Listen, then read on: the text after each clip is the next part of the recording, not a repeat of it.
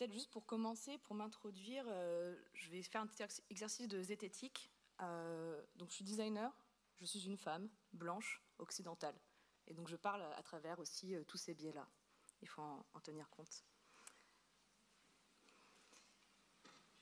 J'avais envie de commencer par dire aussi que donc je suis humaine, évidemment, et que petite, donc ça c'est moi, hein, ma réalité, c'était que le monde était peuplé d'autres êtres vivants, aux formes et aux mœurs multiples.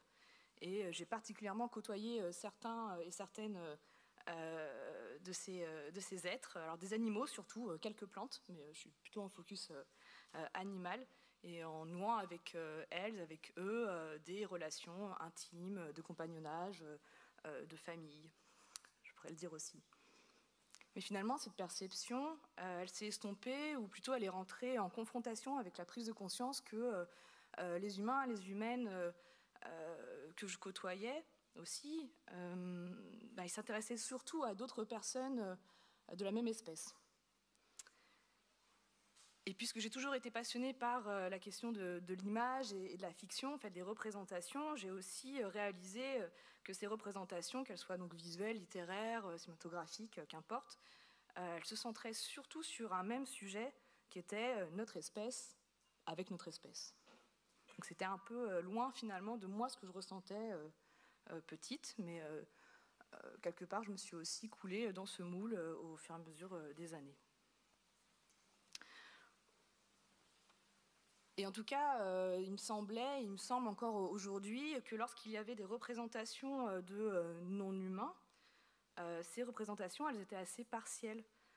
Elles donnaient rarement à voir ces non-humains comme des sujets pensants, agissants, complexes. Finalement, des zèbres, on connaît surtout les rayures très cool, et les requins s'évanouissent sans doute derrière l'image de nos films d'horreur. Ce qui gêne d'ailleurs le fait d'arriver à monter des programmes de préservation de ces êtres-là. Alors évidemment, je nie pas la force et la qualité du symbole en général, mais on peut s'interroger sur l'utilisation de ces symboles, en fait, quelle vision du monde ils génèrent, au profit de qui, de quoi. Et puis, en fait, que connaît-on réellement de la vie, des cultures, des joies et des peines de ces autres êtres? Et donc, quelque part, comment s'étonner de la faible part qu'on leur accorde dans nos sociétés?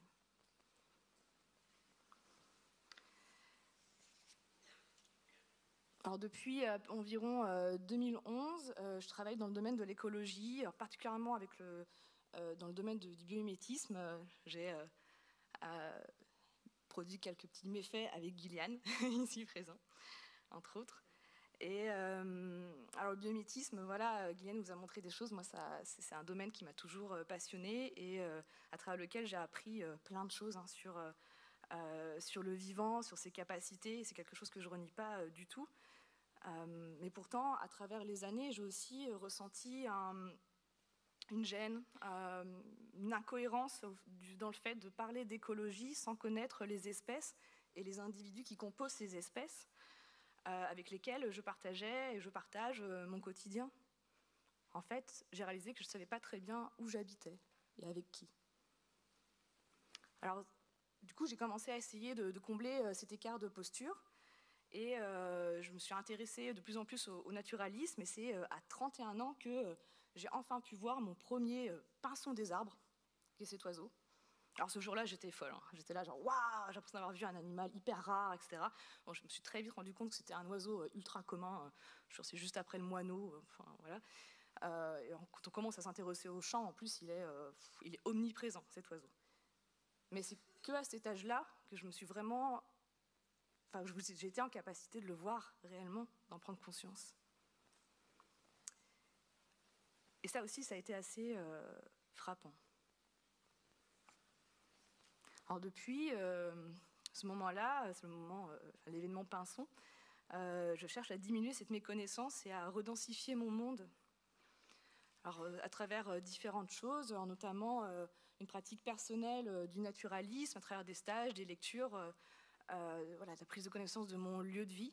Et j'adhère assez aux propos de l'anthropologue Vanessa Manseron qui dit que les naturalistes sont un groupe social qui n'est pas déconnecté du vivant, qui en fait a la même connexion au vivant que certains peuples qu'on met beaucoup en avant en écologie, des peuples d'Amazonie, que sais-je. Je travaille aussi cette méconnaissance avec des étudiants et des étudiantes en design à travers des ateliers qui questionnent leur rapport au vivant, alors à travers une série de jeux. Par exemple, dans ces ateliers-là, à un moment donné, on se pose la question de ce serait quoi une commande d'un client qui serait une autre espèce qu'un humain ou qu'une humaine. Ce serait quoi voilà, des dispositifs pour favoriser le développement des blaireaux, je sais pas, ou de certaines plantes. Donc à travers le jeu, en fait, on questionne tout ça. Et dans mon militantisme, car c'est une pratique qui est très importante pour moi et qui, de toute façon, a toujours été là et prend de plus en plus d'ampleur, je cherche à développer des balades guidées sur des espèces voilà, mal aimées ou peu connues, des espèces nuisibles. Et voilà, il y a plusieurs choses que je fais, mais pour aller un peu vite aujourd'hui, je voulais vous présenter surtout un travail en cours d'illustration, qui sont celles-ci, qui allient des représentations d'espèces locales. Alors je dis locales, c'est française, mais c'est particulièrement bretonne, parce que c'est là où je vis, et des citations de textes de gauche radicale, révolutionnaires, anarchistes, féministes, antifascistes. C'est quelque part une première tentative pour moi pour comment dire, allier ces deux choses qui me paraissent importantes, peupler nos imaginaires de ces espèces communes, ou les repeupler en tout cas, et mettre en avant des pensées qui travaillent, cherchent à développer l'équité entre tous les êtres. En tout cas, moi, des pensées qui me semblent plus en accord avec le vivant, car elles sont basées sur la préservation et le respect de nos communs. Je vais vous en montrer quelques-unes. Avec une roussette et des mésanges à longue queue. Un crâne de renard. Un sanglier. Et je conclurai sur cette citation de Rachel Carson, une biologiste militante américaine que j'aime beaucoup.